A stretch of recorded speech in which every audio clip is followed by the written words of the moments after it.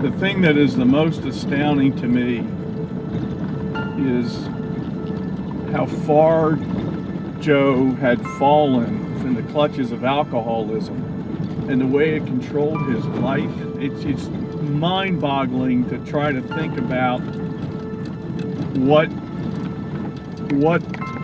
he had to do to unleash or unlock that grasp to become his true authentic self.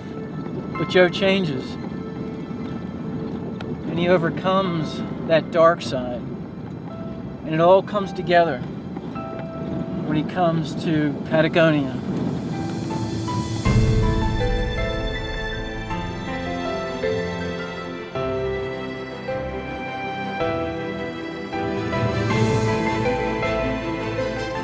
I am not impressed with anybody's title.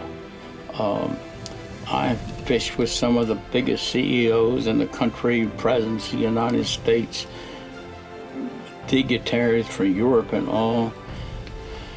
But Joe Brooks is one of the most impressive people I've ever met in my life.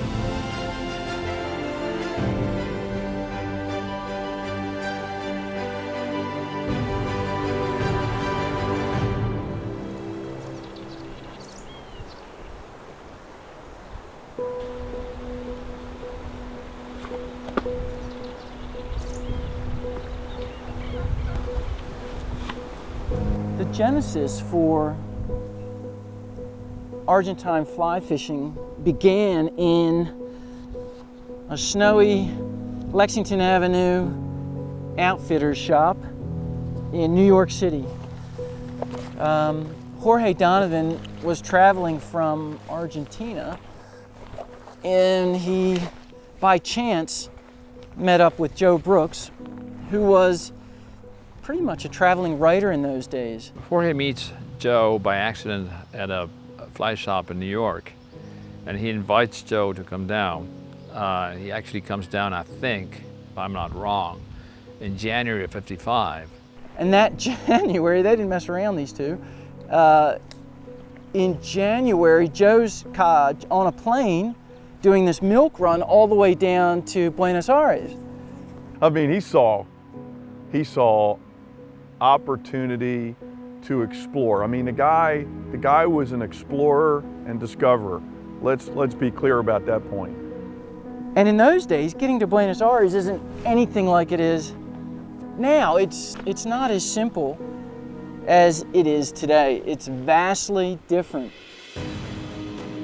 All of the scenery, mountains, trees, crystal clear glacial water. Nobody knows about this place. It is hidden. The gem, it's that hidden gem type of thing.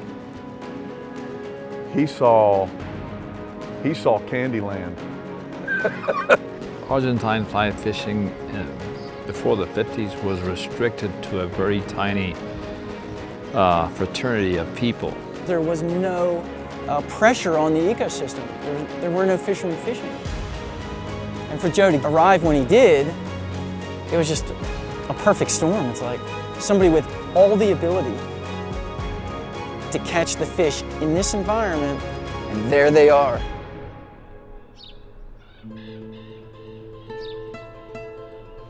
And you have all these, famous friends of Joe's, like Baby Anchorin is here, Jorge Donovan, Andre Deganet.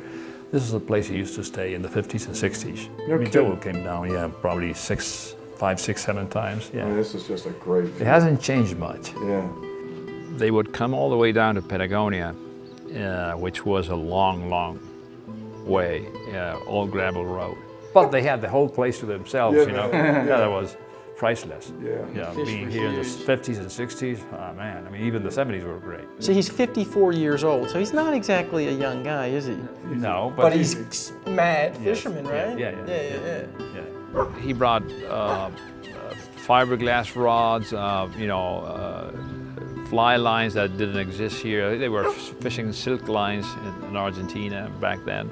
I mean, they were fishing like this with a book, Yes, that's right. The English style. Yes, yeah. All of a sudden comes Joe making a double haul like this with a fiberglass rod, and they were astonished. I mean, they couldn't believe what he was doing, which they hadn't seen ever before, you know. So they were totally mind blown when they saw that.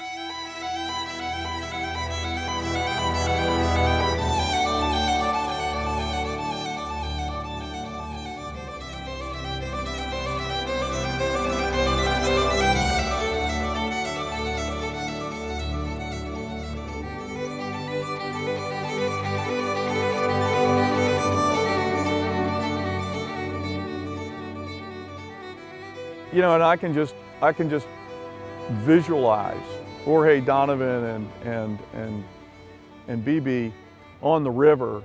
Joe's first cast must have freaked them out.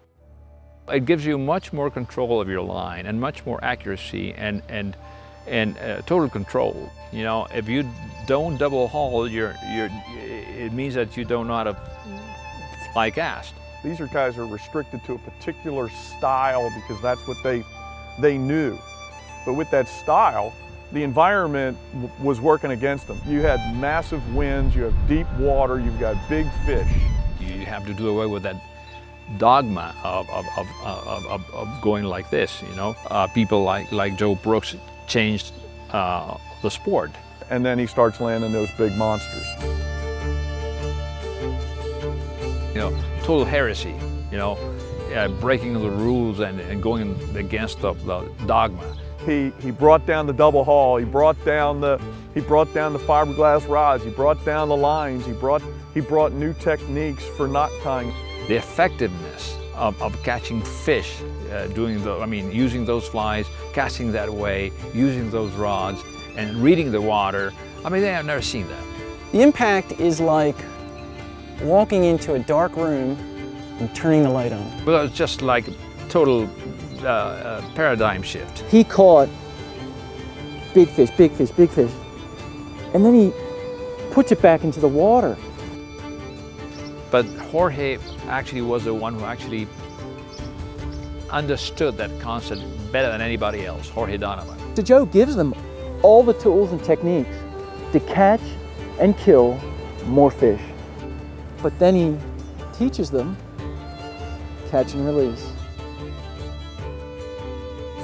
Very few people are open-minded in order to absorb and to actually embrace new things that change their dogma. It's those people who actually change the world. Today, every trout caught here in northern Patagonia goes back into the river. They were so passionate about that they actually were compelled to pass the legacy to others. There are individuals, there are families, there are towns, there are whole communities that exist economically, are viable because of that inflection point in time and the manner and the character of the individual who was creating the change. I think people are not aware of the magnitude of the importance of the things they're doing when they are doing this. It changed their world. The prophet is somebody who enlightens you of something you've never dreamed before, of a new truth, of a new certainty that actually changes your life.